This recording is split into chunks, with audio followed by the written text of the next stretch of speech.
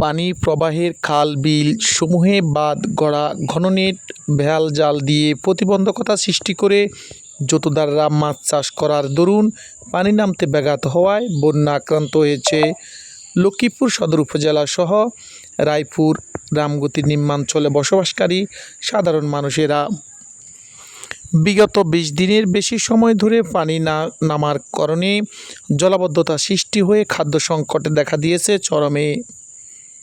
গৃহপালিত পশু পাখির খাদ্য সংকট, অন্যদিকে রান্নাঘর ও চুলা পানির নিচে থাকায় রান্নাবান্না একদমই বন্ধ হওয়ায় খাদ্য সংকট এক চরম পর্যায়ে পৌঁছেছে। শৌচাগার সংকটেও ভুগছেন বানবাসী মানুষেরা। ছোট ছোট শিশুদের নিয়ে রয়েছে ঝুঁকি, যে কোনো সময় দুর্ঘটনা ঘটতে পারে বলে অভিভাবকরা জানিয়েছেন। দীর্ঘদিন পানি আক্রান্ত থাকায় খোসপাঁচড়া সহ পানিবাহিত রোগ আক্রান্ত হয়ে পড়েছেন এখানকার মানুষেরা।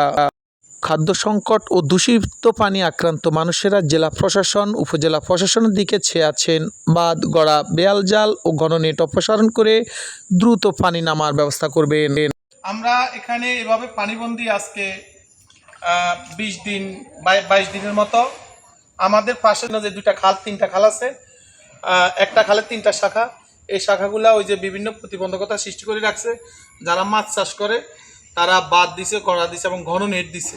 ইতিমধ্যে আপনারা দেখছেন এই বাঁধ গড়া এগুলো আমরা কয়েকবার লাইভ করার পরে, বিভিন্ন মিডিয়া নিউজ করার পরে বাঁধগুলা কাটা হয়েছে, কিন্তু ঘন নেট দিয়ে রাখছে। নেটের সাথে এই ধরনের কচুরি পানা, বিভিন্ন ধরনের পাতা তারা মানে আটকে গেছে এবং পাতা আটকে যাওয়ার কারণে পানিগুলার অপসারণ হয় না। এখন আমরা ইতিমধ্যে আপনার দেখাইছি পানিগুলো স্থির হয়ে আছে।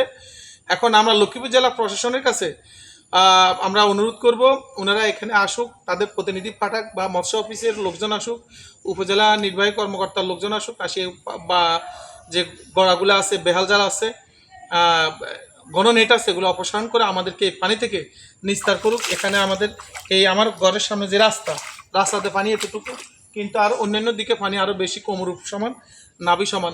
ওই যে রাস্তার মধ্যে নাভি সমান পানি। আমরা চাই প্রশাসন অতি দ্রুত ব্যবস্থা গ্রহণ করুক, আমাদেরকে এই পানিবন্দী অবস্থা থেকে মুক্তি দিক। এই সমস্ত এলাকা যারা আছে, আমরা প্রায় 17টা ফ্যামিলি আছি।